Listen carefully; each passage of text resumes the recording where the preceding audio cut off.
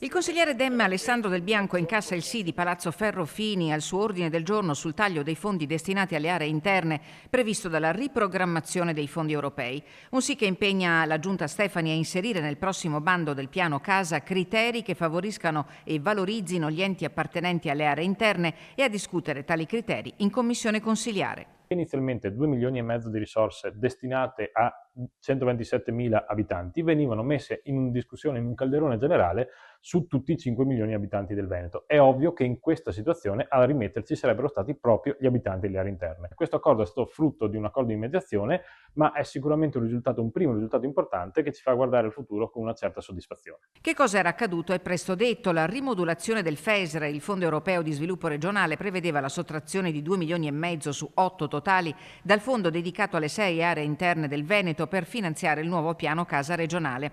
Un taglio estremamente pesante, pari al 31% rispetto alle decurtazioni previste per gli altri fondi. Un intervento eccessivamente penalizzante che si sarebbe tradotto in un trasferimento di €0,5 per abitante sui 127.000 complessivi delle aree interne in luogo dei €19,60 originali. Con l'ordine del giorno Del Bianco chiedeva di destinare pure le risorse pari a 50 milioni al piano casa, insufficienti comunque se è vero che dalle relazioni ATER del Veneto emerge un fabbisogno pari a 800 milioni di euro, ma di garantire che i 2 milioni e mezzo sottratti alle aree interne fossero reinvestiti sul tema della residenzialità negli stessi territori. Un modo per sancire anche i principi della riprogrammazione dei fondi europei di medio termine. Quelle politiche che servono per ridurre gli squilibri e i divari fra i territori e le persone dei territori stessi.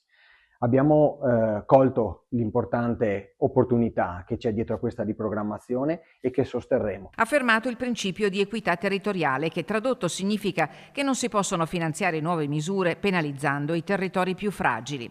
Ora si apre una fase di verifica, spiega il consigliere Alessandro Del Bianco, perché l'impegno assunto dovrà tradursi in atti concreti.